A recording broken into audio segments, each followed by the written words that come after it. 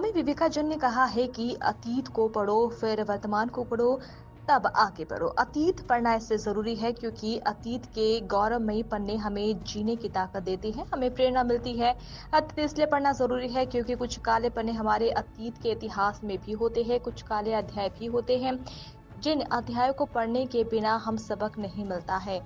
इसलिए 1975 की इस घटना से हम सबक लें और हमारे प्रधानमंत्री श्री नरेंद्र मोदी जी ने आज बोला कि अगर सबक लेकर हम जागते रहें हिंदुस्तान के लोग, तो इस धरती पर कोई माई का लाल ऐसा पैदा ना हो कि 25 जून को दफनाने की जरूरत कर सके। ये बात मंगलवार को पूर्व मंत्री और महाराष्ट्र के सह प्रभारी जयभान सिंह पवैया ने बाल भवन में आयोजित आपातकाल काला दिवस पर परिचर्चा में कही। पवैया ने कहा कि हाल ही में संपन्न हुए लोकसभा चुनावों के दौरान कांग्रेस ने लोगों में संविधान को बदलने का भ्रम फैलाया, जबकि उसी कांग्रेस ने कई बार संविधान में संशोधन किए। इस बात को सभी ने छुपाया और हर बार कांग्रेस कोई न कोई झूठा बहाना लेकर भाजपा को घेरने की असफल प्रयास करती है।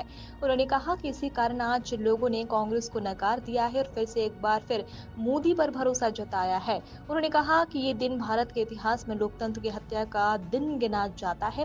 कांग्रेस सरकार ने 25 जून की रात को केवल अपनी कुर्सी बचाने के लिए तत्कालीन प्रधानमंत्री स्वर्गीय इंदिरा गांधी ने देश में इमरजेंसी लगा दी और संविधान का गला घोटा।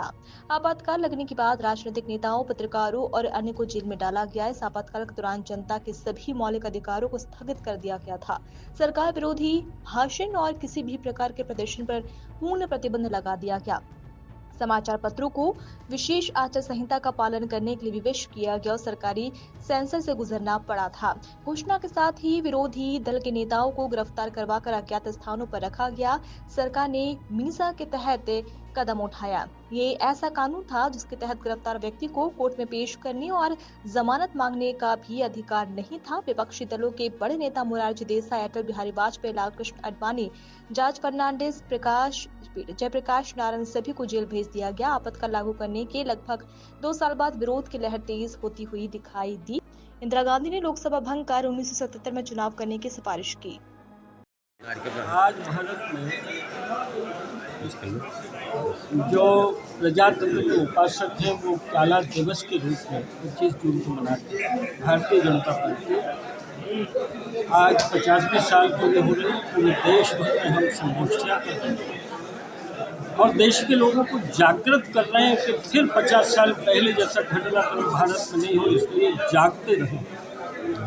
दूसरी बात ये कि संविधान खतरे में है और किताबों को, संविधान की पुस्तक को लहराते हुए जो तमाशा हो रहा है, उन्हें आईना दिखाने का आज दिन है। किस तरह देश में कानून को कुचला गया, संविधान को कुचला गया, किस तरह पूरे देश के विपक्ष को जेलों के सीखचे में डाल दिया गया, किस तरह प्रेस को अपनी कस्टडी में ले लिया गया।